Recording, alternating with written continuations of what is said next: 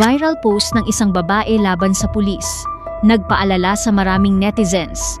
Alam nyo, minsan talaga, hindi natin alam kung ano ang totoong nangyayari sa likod ng kamera, sa likod ng mga ngiti, at sa likod ng mga post sa social media. May mga taong mukhang masaya sa paningin ng lahat. Mukhang maayos ang relasyon.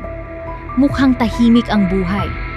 Pero kapag nagsara na ang pinto ng bahay nila, doon pala lumalabas ang totoong sitwasyon.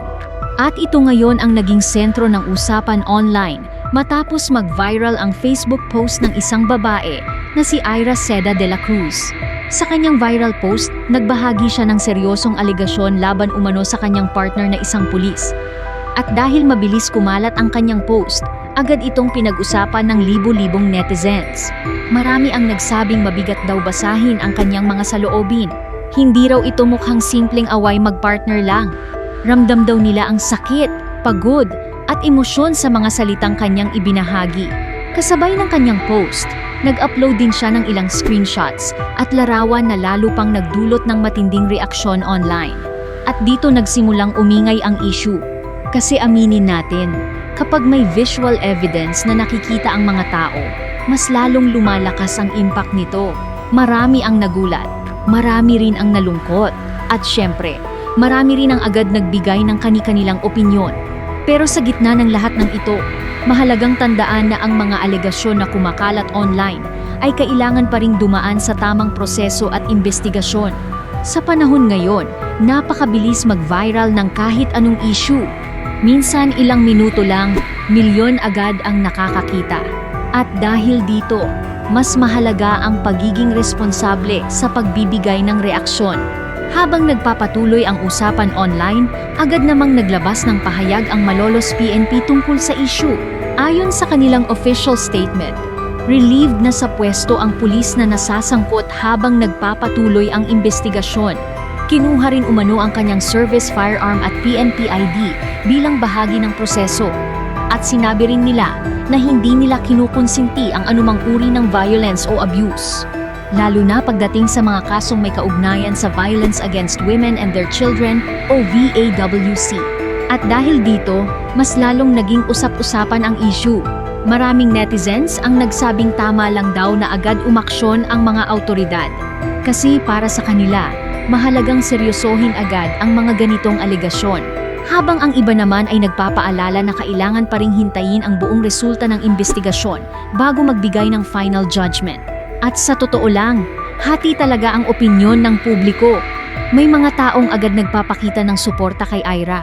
May iba namang nagsasabing mahalagang marinig din ang kabilang panig. Pero isang bagay ang napansin ng maraming netizens. Ang daming tao online ang nakarelate sa kwento. Kasi ayon sa ilang comments, marami raw talagang biktima ang natatakot magsalita. Lalo na kapag ang involved ay taong may posisyon, impluwensya o kapangyarihan. Minsan daw kasi, natatakot silang baka walang maniwala sa kanila. O baka sila pa ang mabaliktad.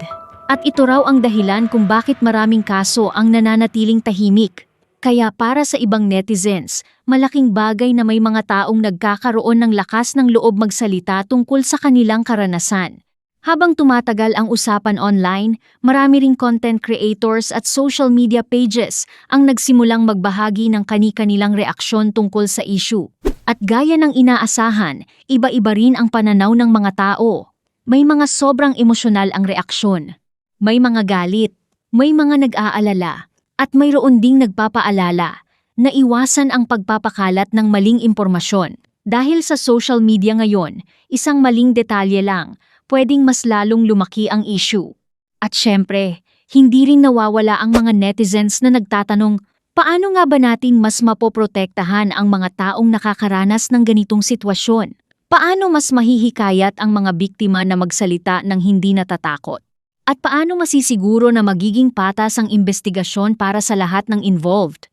Sa ngayon, patuloy pa ring inaabangan ng publiko ang mga susunod na developments tungkol sa kaso. Marami ang umaasang lalabas ang buong katotohanan sa tamang proseso. At habang wala pang final na resulta, patuloy pa ring pinag-uusapan online ang issue. Kayo, ano sa tingin nyo tungkol dito? Mahalaga ba ang mabilis na aksyon ng mga awtoridad sa mga ganitong sitwasyon? O Mas kailangan pa bang palakasin ang awareness tungkol sa mga ganitong usapin? I-comment nyo ang inyong thoughts respectfully sa ibaba. At paalala lang sa lahat, maging responsable tayo sa pagbibigay ng opinyon online. Iwasan natin ang fake news, harassment, at paghusga ng walang sapat na impormasyon. Dahil sa dulo ng lahat ng ito, totoong tao at totoong buhay ang involved. At dito sa Showbiz Update, patuloy kaming maghahatid ng mga trending na balita at usapin online habang pinapahalagahan ang responsible discussion. At ito ang Showbiz Update. Hanggang sa susunod.